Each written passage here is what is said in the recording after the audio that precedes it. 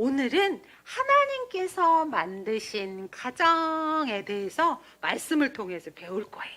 오늘의 말씀 전도사님이 읽어볼게요.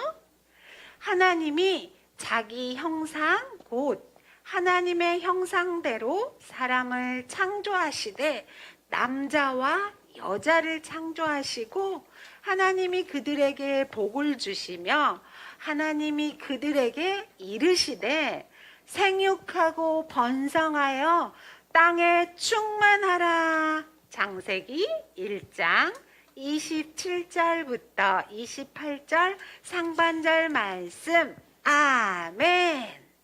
자, 짜자잔. 누구의 가정일까요? 멋진 아빠와 예쁜 엄마와 언니도 있고 동생도 있네요. 누구의 가정일까요? 맞았어요. 김하율이네 가정이에요. 너무너무 행복해 보이죠? 네. 오늘 하나님의 말씀에도 하나님이 만드신 행복한 가정에 대해서 말씀하셨어요. 우리 어떤 말씀인지 말씀 속으로 들어가 볼까요? 네. 어떻게 해야 되지? 살아계신 하나님의 말씀. 누아야 어떻게? 말씀 속으로 붕당 들어가 봅시다. 자, 하나님이 만드신 아름다운 세상이에요. 뭐가 있어요? 햇님이도 있고 달님이도 있고 별님이도 있고 고래도 있고 사자도 있고 우와 동물 친구도 많고 나무도 있고 바다도 있고 하나님이 만드신 아름다운 세상이에요. 하나님은 이렇게 세상을 만드시고 여섯째 날 마지막 날에 누구를 만드셨을까요? 자, 봅시다. 흙으로 사람을 빚으셨어요. 그래가지고 어떻게 생기를 코에 후 불어넣으셨대요. 그랬더니 멋진 남자가 됐어요. 그 남자의 이름은 아담이에요. 누구야? 그렇지, 아담이에요. 아담이 자고 있을 때 하나님께서 갈비뼈를 하나 쏙 뽑아가지고 여자를 만드셨대요. 그 여자의 이름은 하와예요. 누구야? 하와. 아담은 하와를 보자마자 우와, 하나님이 만드신 최고의 걸작품인 당신 하와 정말 예뻐요. 이렇게 칭찬해줬대요. 그 칭찬을 받은 하와는 하나님의 작품인 최고의 작품, 아담 당신은 정말 멋져요. 이렇게 둘이 서로 칭찬하고 사랑하는 마음이 생겼어요. 그래가지고 어떻게 했을까? 딴딴따단 딴딴따단 결혼했어요. 하나님이 이렇게 남자와 여자를 만드시고 결혼하게 해주셨어요. 그리고 어떻게 하라고 하셨냐면 생육하고 번성하라 이렇게 말씀하셨어요.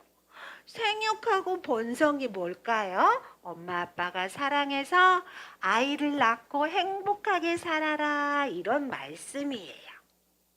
자, 우리 친구들의 엄마 아빠도 서로 딴딴딴딴 결혼했어요. 그리고 사랑해서 우리 누아를 낳고 이연이를 낳았어요. 이연아, 조이연. 네. 이렇게 엄마 아빠가 사랑해서 우리 친구들이 이 세상에 태어났어요. 이게 하나님이 만드신 가정인데 여기 보세요. 여기. 결혼식장인데 예쁜 신부가 드레스를 입고 있네요. 그런데 신부만 2명이 있어. 어디 신랑이 어디 있지? 어디 있지? 전도사님은 신랑이 안 보이네요. 여기는요. 여자와 여자가 결혼을 한대요. 우와, 이상하다. 그치요? 또 보니까 으아! 이게 뭐예요? 남자와 남자가 뭐하고 있어요? 루아야? 뽀뽀하고 있어요. 엄마랑 아빠랑 뽀뽀해야 되죠. 근데 여기는 남자랑 남자랑 사랑한다고 결혼하고 있대요. 정말로 말도 안 되는 일이 일어나고 있어요. 그치요? 하나님은 분명히 남자와 여자를 만드시고 둘이 딴딴딴 결혼해서 사랑해서 아이를 낳으라고 하셨는데 여기는 여자랑 남자랑 결혼해요. 정말 이상해요. 그쵸? 여기처럼 이렇게 멋진 아빠랑 예쁜 엄마랑 결혼해서 오빠랑 여동생을 낳았어요. 이렇게 하나님이 만드신 아름다운 가정. 우리 친구들도 그쵸? 엄마랑 아빠랑 사랑해서 우리 친구들이 태어났죠? 우리 친구들의 가정도 하나님이 만드신 아름다운 가정이에요. 그런데 여기 사진을 볼까요? 여자와 여자가 있어요. 둘이는 사랑한대요. 그래가지고 결혼을 했대요. 또 이쪽에도 남자와 남자가 있어요. 둘이 사랑한대요. 그래서 결혼을 했어요. 그런데요, 여자와 여자가 아무리 사랑해도 아이를 낳을 수가 없어요. 남자와 남자가 사랑을 하면 아이를 낳을 수 있을까요? 아니요. 절대로 아이를 낳을 수가 없어요. 그래서 이 사람들은 아이를 낳을 수 없으니까 어떻게 했냐면 다른 곳에서 아이를 데리고 왔대요. 그래가지고 자, 우리 딸이에요. 우리 아들이에요. 이렇게 한 집에서 살고 있대요. 다른 나라의 사람들은 이렇게 한 집에서 사는 사람들이 있어요. 이걸 본 우리나라의 사람들 중에서도 우리도 저 사람들처럼 여자가 여자랑 결혼하고 남자가 남자랑 결혼할 수 있게 해주세요. 우리도 한 집에서 살 수 있게 해주세요. 이렇게 법적으로 해달라고 떼쓰는 사람들이 있대요. 어때요? 큰일 났어요. 우리 친구들이 그럼 어떻게 해야 될까요? 기도해야 돼요. 누구한테? 하나님께. 하나님의 명령처럼 남자와 여자만 결혼하게 해주세요. 절대로 여자랑 남자랑 결혼하는 법이 통과되지 않게 해주세요. 이렇게 우리 친구들이 기도해야 돼요. 그러면 하나님께서 우리 친구들의 기도를 들으시고 하나님의 뜻대로 해주실 줄 믿어요. 네, 아멘. 그래서 우리 친구들이 하나님이 만드신 아름다운 가정에서 그 가정이 계속 이어지고 그 아름다운 세상에서 우리 친구들이 행복하게 살길 바래요. 그럼 전도사님 한번 따라 해볼까요? 하나님이 만드신 가정에서 엄마랑 아빠랑 행복하게 살래요. 네, 우리 영어부 친구들은 하나님이 만드신 가정에서 엄마랑 아빠랑 행복하게 살길 바래요. 아멘. 자, 부모님의 말씀의 제목은 동성애는 영리이다입니다. 오늘 우리 신일교회 산하 모든 작년서부터 영화부 청년국에 이르기까지 오늘은 동성애에 관련한 이런 설교를 하고 있습니다. 자, 하나님께서는 여섯째 날에 남자와 여자를 창조하시고 하나님의 형상대로 창조하셨죠? 창조하시고 그들에게 복을 주시고 뭐라고 명령하셨습니까? 생육하고 번성하라 이렇게 말씀하셨습니다. 하나님은 인간을 만드시고 어떤 마음이 드셨냐면 너무너무 기뻐하셨어요. 왜? 보시기에 심히 아름다웠거든요. 그래서 하나님이 보시기에 심히 어땠더라? 좋았더라. 이 말은 뭐예요? 하나님이 창조하신 이 인간은 어떠한 모두 불결함도 부정함도 없다는 말씀이에요. 구약에 나타난 이 성윤리는 뭐예요? 아름다움, 순수성 이 자체입니다. 그래서 하나님께서는 창세기 1장 27절부터 28절 오늘 아이들의 본문이었죠. 하나님이 자기의 형상대로 남자와 여자를 창조하시고 그들에게 복을 주시고 생육하고 번성하라고 하셨어요. 분명히 하나님이 창조하신 성별은 뭐죠? 남자와 여자입니다. 그렇죠? 그래서 이렇게 하나님의 형상으로 창조된 남자와 여자의 성적인 결합을 통해서 생육하고 번성하라. 즉, 이 성적인 결합의 유일한 목적이 뭐예요? 생육하고 번성하는 겁니다. 그죠? 그렇기 때문에 하나님이 이렇게 남자와 여자를 창조하시고 복을 주신 이유는 생육하고 번성하라는 이 이유 때문입니다. 이렇게 신약에 나타난 또 성윤리가 있는데 그건 뭐냐면 결혼 제도를 주셨다는 거예요. 결혼 제도. 마가복음 10장 6절부터 9절. 이거 뭐지? 마가복음인데 10장인데 1장을 찾으셨네. 제가 읽겠습니다. 마가복음 10장에서부터 6절 9절 읽겠습니다. 창조 때로부터 사람을 남자와 여자로 지으셨으니 이러므로 사람이 그 부모를 떠나서 그 둘이 한 몸이 될지니라. 이러한즉 이제 둘이 아니요 한 몸이니 그러므로 하나님이 짝지어 주신 것을 사람이 나누지 못할지니라 하시더라. 이 말은 뭐예요? 하나님이 창조 때부터 남자와 여자를 창조하시고 어떻게 하셨어요? 그 부모를 떠나 둘이 한 몸이 되어라. 즉 결혼 제도에 관해서 말씀하신 거죠. 그래서 남자와 여자의 성적인 결합의 유일한 목적이 뭐예요? 생육하고 번성하는 거. 즉 이 말은 뭐예요? 생육하고 번성하기 위한 성적인 결합이 아닌 다른 어떠한 성적인 결합은 뭐죠? 하나님의 뜻에 위배된다는 것. 즉 죄라는 것을 말씀하고 계십니다. 그런데 성경에도 보면 남녀의 성적인 결합이 아닌 동성 간의 결합에 대해서 구약에서도 이미 나와 있어요. 오늘은 말씀을 찾지는 않을 건데요. 창세기 19장에 보면 소돔성에 관해서 나오잖아요. 롯이 살았던 이 소돔성이 어때요? 너무나도 음란했어요. 그래서 이 두 천사 나그네가 이게 소돔성에 찾아왔어요. 그러자 롯이 그 천사를 극구 사양하는 천사들을 집으로 맞이해서 아주 성대하게 이렇게 환대를 합니다. 음식을 베풀고 이 소문이 소돔성 안에 퍼지게 된 거예요. 그러니까 이 소돔성에 수많은 남정네들이 떼를 지어서 이 집에 쫓아옵니다. 그래가지고 저 나그네 둘을 우리한테 내놓아라. 우리가 그들과 뭐 하겠다? 뭐 하겠다? 상관하겠다. 즉 성적인 관계를 맺겠다고 그들을 내놓으라는 겁니다. 구약에도 이렇게 동성애가 있었다는 거 여러분 놀랍지 않습니까? 예. 그러자 이 롯이 이 사람들한테 사정사정을 합니다. 안 된다. 절대 있어서는 안 될 일이다. 그러니 나에게 두 딸이 있는데 이 두 딸은 아직 남자를 가까이 하지 않은 깨끗한 처녀다. 차라리 우리 이 두 딸을 데리고 너희들이 관계를 해라. 이렇게 롯도 참 대단한 것 같아요. 그죠? 그래서 하나님이 이 모습을 보고 진노하셔서 결국에는 이 소돔성을 멸망하게 됩니다. 자, 이렇게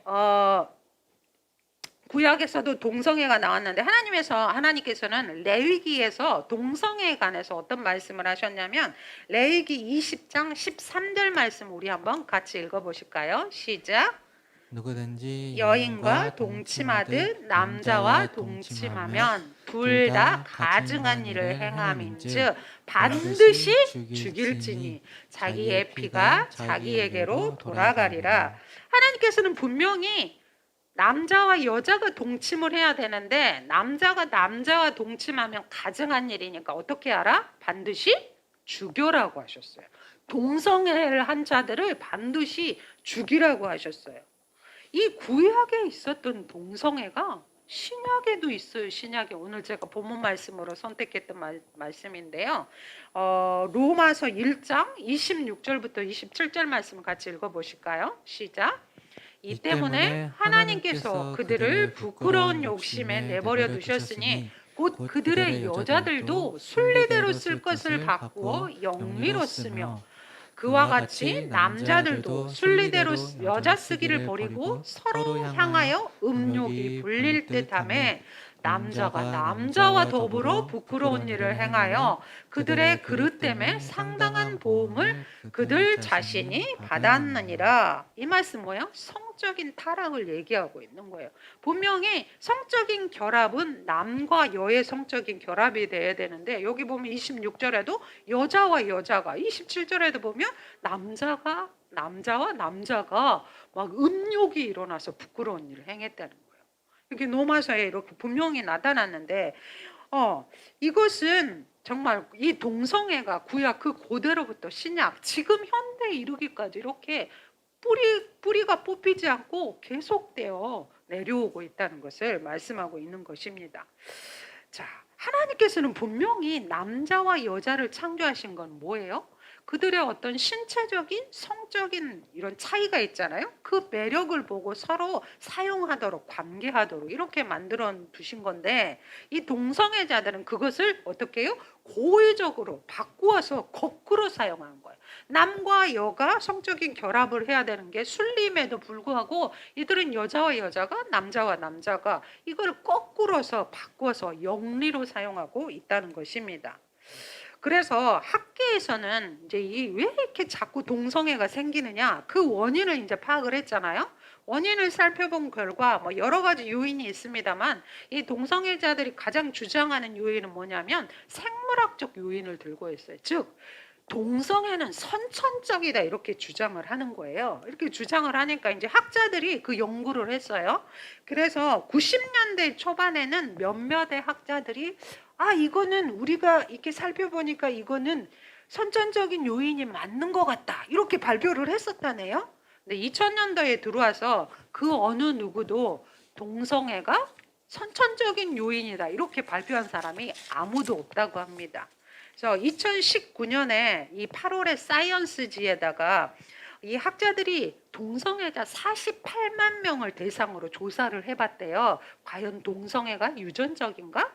이렇게 찾아보니까 전혀 동성애를 유발하는 유전 인자를 0.0001%도 찾을 수가 없었대요. 즉 이 말은 뭐예요? 전혀 선천적인 요인이 아니라는 거죠. 심지어 일란성 쌍생아를 이 동성애의 그런 요인들이 있나 조사해 봤더니 일란성 쌍생아는 똑같잖아요. 모습도 성격도 거의 비슷하고 한 애가 아프면 또 한 애가 덩달아 아프고 이렇더라고요. 거의 비슷한 이런 성품과 이런 여러 가지 요건들이 있잖아요. 이런 아이들에게도 일치되는 요인이 10%밖에 안 나왔대요. 우리가 그냥 쉽게 생각해 봐서 자 여자와 여자가 사랑을 해서 아이를 낳을 수가 있습니까? 죽었다 깨나도 못 낳잖아. 왜? 하나님 그렇게 만드시지 않았기 때문에. 남자와 남자가 아무리 사랑을 해도 얘를 낳을 수가 없어요. 그러면 얘를 낳을 수가 없는데 이게 유전이 될 수 있습니까? 안 되잖아요. 예, 아이를 낳을 수가 없기 때문에 유전이 안 되는 거예요. 그러니까 우리가 이건 선천적이다 하는 것은 그냥 이 동성애자들이 자신을 합리화시키기 위한 그런 핑계에 불과하다는 것입니다. 그래서 이 동성애자들은 그럼에도 불구하고 어떻게 해요? 자신들의 그런 행위를 정당화시키기 위해서 합법화시키려고 하잖아요. 그래서 우리를 이렇게 동성애한다고 차별하는 그들에게 법적인 조치를 취했으면 좋겠다. 그래서 포괄적 차별금지법이라는 것을 이렇게 법을 만들어 가지고 누가 여기 보면은 2008년도에 이 노희찬이라는 의원이 국회에다가 발의를 했어요. 네, 말도 안 되는 소리다 이래가지고 상정되지 못하고 폐기되었죠. 어쨌든 간에 이렇게 195개국에 있는 이 유엔 산하국에서 어떤 태도를 취하냐면은 131개국, 즉 67%는 도저히 안 돼, 말도 안 되지 그러면서 이 차별금지법을 반대했어요. 근데 35개국, 즉 18%가 찬성을 한 거예요. 이 찬성하는 나라들은 대부분 뭐 영국, 프랑스, 미국 이런 선진국이라고 자부하는 국가들에서 찬성을 한 거예요. 놀랍지 않습니까? 예. 그래서 이렇게 이 동성애를 옹호하는 포괄적 차별금지법이 이렇게 35개국에서 제정이 되었습니다. 우리나라에는 어떨까요? 1993년도부터 남녀의 동성애자들이 이 단체를 만들었어요. 그 다음에는 남과 여가 분리해서 게이 단체, 레즈비언 단체 따로 만들고 그 다음에는 대학가에서 단체를 만들고 그 다음에 98년도에는 전국적인 단체를 만들었대요. 그래가지고 큐어 축제 여러분 많이 들어보셨죠? 오늘 담임 목사님께서도 대구에서 이렇게 막 해마다 열리고 있다. 이렇게 지금도 큐어 축제가 열리고 있어요. 예, 이런 엄청난 일들이 이들이 자행하고 있는데요. 이들이 주장하는 건 뭐냐? 동성의 행위는 이성의 행위와 똑같다. 똑같은 자연스러운 감정이며 똑같은 욕구다. 이렇게 주장하고 있어요. 그러니 우리의 이 권리를 인정해 달라. 그러면서 뭐라고 핑계를 대냐면 대한민국 헌법에는 모든 국민은 뭐다? 법 앞에 평등하다고 했지 않느냐. 그래서 이들이 요구하는 조항이 뭐냐면 성적 지향과 성별 정체성을 포함시켜서 포괄적 차별금지법을 만들어 달라는 거예요. 성적 지향이 뭐냐? 우리가 성적인 관계를 맺는 데 있어서 동성을 택할 거냐 이성을 택할 거냐 내가 원하는 대상을 택할 수 있게 해달라는 거예요. 즉 이 말은 뭐예요? 동성을 택할 수 있게 해달라는 거예요. 그리고 성별 지향 성별 정체성 말도 어려워. 성별 정체성이 뭐냐면 트랜스젠더 여러분 들어보셨죠?